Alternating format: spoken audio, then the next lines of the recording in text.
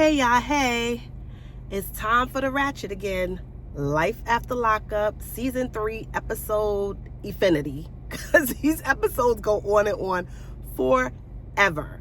It's Myrna, your financial friend, and we're about to talk about it. We're going to start off with John and Christina. This is John's fourth marriage, child. Him and Christina go ahead and get married. The sister doesn't show up.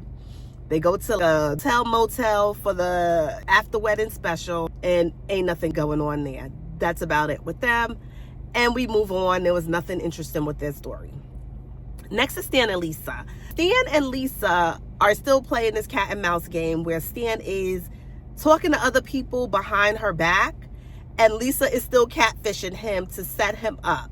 So in this episode, she goes and she sits down with her girlfriend. I think, first of all, let's get into this girlfriend. So this girlfriend of hers that she says she's been friends with for 10 years, that she's actually interested in sexually, but she swears she hasn't crossed those boundaries. She was actually her brother's wife or her brother's ex-girlfriend, regardless. The girl was with her brother, and now she wants the girl. Where they do that at? Y'all out there dating your siblings' exes? This is crazy. I was like, wait, what? I had to do a rewind of that because I'm like, who does that? Ratchet at its finest. She goes and sits and talks with the girlfriend over lunch, tells her that she's catfishing Stan. And I think they're about to set him up because she was like, oh, I need your help with this catfish scam that I have. And they go back to the hotel. And they're looking at these wigs that Stan had brought her when she first got out of jail. When she was in jail, they done pulled all the girls' hair out. She had to get a boy cut. And she came out and got these, what do you call them, hot glue extensions. They look a hot mess. But regardless, Stan brought her a bunch of wigs so she could look more feminine or feel more feminine. But can I tell you, those wigs was cheap as hell. When she pulled them wigs out of the bag, when I tell you they was matted and mangled, and I was like, how are you going to even get those wigs to look like regular hair? Nobody has time to be combing through a rat's nest. And that's exactly what it looked like. I think she's about to set Stan up to catch him in the act, but it's really going to be with her best friend / love interest that she's into so she can call Stan out.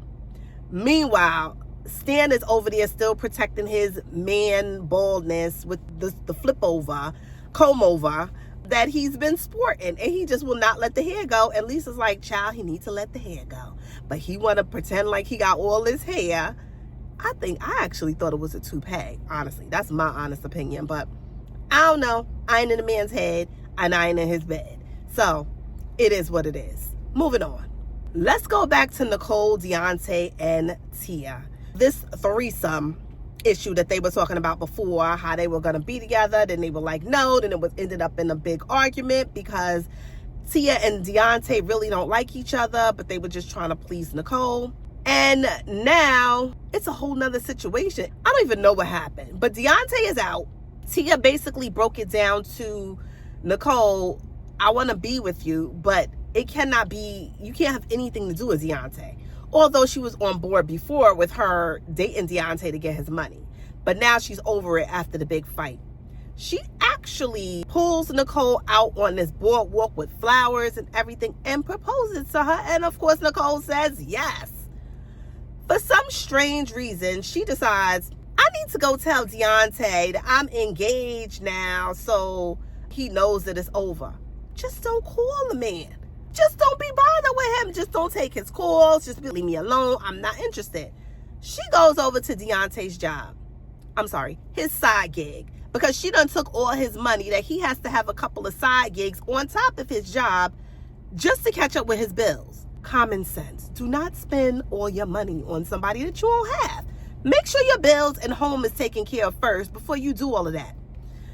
But of course, his mind ain't out there with that. Therefore, he has to go get multiple jobs on the side just to catch up with these bills because now he's broke. She goes over there. He's on his lunch hour. They talking about what had happened, what went down, what can be changed, what she wants to do. And as they talking, he spots the ring. And he's like, what's that on your finger? And she's like, oh, that's why I came to tell you I'm engaged to Tia and we're getting married. So I just wanted to let you know face to face and didn't want you to hear from anybody else. He was like, you don't have to come over here. He was like, you can go ahead. I'm off my lunch break. Deuces. He was like, have a good life. And he walks away from the table. Of course, he's upset. He starts his little crying for a minute. I'm like, why the hell are you crying? This girl is crazy. Why are you crying? Get over it. Go back to work. Do what you got to do and keep it moving. Hot mess. Let's go to Sarah and Sean. Sarah introduces Sean to her mother. I don't know why this man continues to lie. He is such a liar. Lies about his age, lies about the amount of kids he has, lies about the sky being blue, gray, turquoise, whatever it is. He just loves to lie. In all of this, he goes and visits Sarah's mom for the first time. She ain't catching none of what he's throwing. None of it.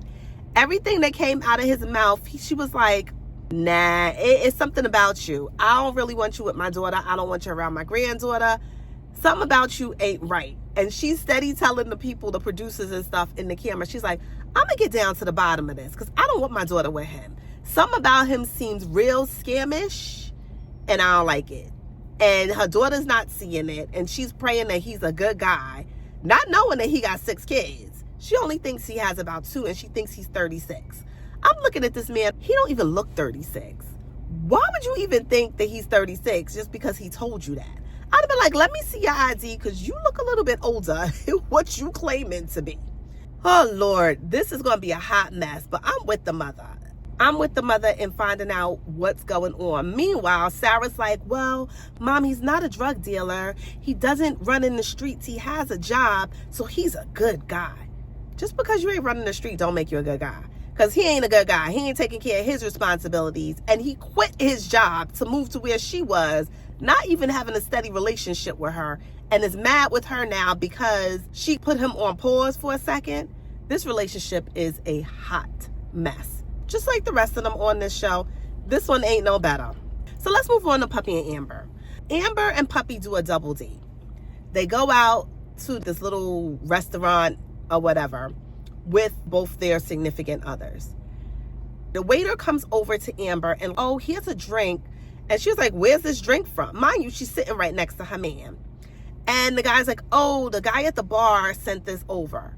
I'm sitting there, how disrespectful can you be to send a drink over to a woman that is sitting with her man? Amber's like, oh, tell him thank you. And she's being all, ooh. And I'm looking at her, I'm like, no, boo, no, wrong move. You should have been like, you can send that drink back. I'm with my man.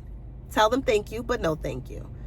Her man gets so pissed. And I don't blame him because I would have been pissed too. You are disrespecting me by accepting this drink that somebody else sent over to you. Who does that? Apparently, Amber has no clue. She's sitting there, what did I do? Oh my God, why is he so upset? He's just flying off the handles for no reason. Homegirl, he has a reason. He storms off, leaves the restaurant, leaves her puppy and her boyfriend sitting right there at the restaurant. She runs out the restaurant at some point. He takes off in the car. Nowhere to be seen. Haven't been seen for days, and he finally calls her. So she decides, you know what, I'm done. She breaks up with him and starts like, oh, I'm going to purge him. I'm going to get rid of all his clothes, all his stuff. I don't want him back. Her and Puppy decide to do a barn fire, so to speak, with his clothing. Puppy finds this dumpster place that she knows the guy. They put all this stuff in the dumpster and they light it on fire to get rid of the Sammy energy. No more Sammy. Let's burn him away. Let's go out and have a good time and just celebrate that Sammy's no longer here. So they go to this club. This was the driest club I've ever seen. First they was getting dressed. Puppy comes over with all these clothes. Amber picks out an outfit. They're like going out. We going to get crunk. We going to go do this. They get to this little lounge. Ain't nobody there. Is this your way of turning up? Ain't nobody in this lounge. They meet up with their friends. Amber gets so damn drunk. As Puppy says, when she's drunk, she's gay. And she decides to grind all over Puppy. She's trying to kiss her. She's trying to turn her on. And Puppy's like, I'm not going to really fall for time because I know how she is. She's trying to turn me on and then gonna turn around and be like, girl, I ain't trying to be with you like that. And she's like, I don't want to get my feelings hurt. At the end of the night, she goes home. I guess they had their good time, turned up, but Puppy was like, nope, I'm going back home to my man. I'm not going home with you. That was over, but the Sammy energy is out the window. Thank goodness. I'm telling you, this show is something else. It is just, again, a train wreck that you cannot take your eyes off of. I'm sure I'll be back with another episode once I get to it, and we'll talk about it again. All right? Talk to you later.